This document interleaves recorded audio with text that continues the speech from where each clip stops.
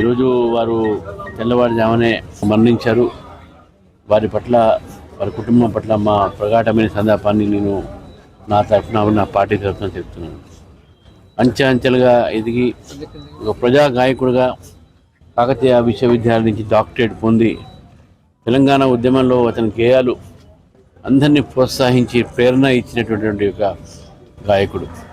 జయ జయ హో తెలంగాణ అనేది ఈరోజు కూడా ప్రజల ఒక పెదవుల్లో ఉంటుంది. అది ఈరోజు అది మన రాష్ట్ర గానం కింద మారినటువంటి విషయాన్ని మనం గుర్తించాలి. తెలంగాణ ఒక ఉద్యమంలో వారి పాటలు అనేక రకాలుగా తెలంగాణ ఉద్యమాన్ని ప్రేరణ చేసినటువంటి విషయాన్ని అందమనగా తెలుసు. మరి అటువంటి గాయకుడు ఈరోజు మన మధ్య లేడు అనేటువంటి నమ్మటానికి ఈరోజు చాలా కష్టంగా ఉంది. ఎందుకంటే నాకు వ్యక్తిగతంగా మిత్రుడు. వారి ఇల్లు మా ఇంటికి 1 కిలోమీటర్ దూరం కూడా ఉండదు. వారు ఎప్పుడు కూడా నా ఇంటికి సాయంకాలం కూడా ఇంటికి వచ్చి కూర్చొని చాలాసేపు గంటలు మాట్లాడారు. ఉస్మానియా విశ్వవిద్యాలయంలో వాకింగ్ చేస్తూ కూడా మేము అనేక సార్లు మాట్లాడుకున్నాం, అనేక విషయాలపై మాట్లాడుకుంటాం.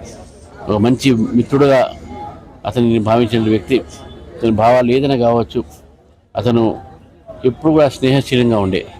మరి వారి ఒక మరణం పట్ల మరొకసారి నా తరఫు నుంచి, నా పార్టీ భారతీయ జనతా పార్టీ తరఫు నుంచి వారికి, వారి కుటుంబానికి, వారి యొక్క కుటుంబ మొత్తం సభ్యులకు, వారి యొక్క అభిమానులకు, వారి యొక్క శ్రేయకోలే చాలామంది ఉన్నారు.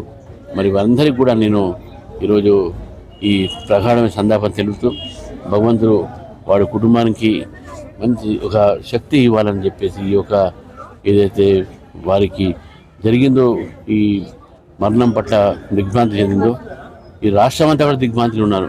భగవంతుని వారి ధైర్యం ఇవ్వాలని చెప్పేసి కూడా నేను ఆ భగవంతుని కోరుతూ వారి ఆత్మకు శాంతి చేయాలని కోరుతూ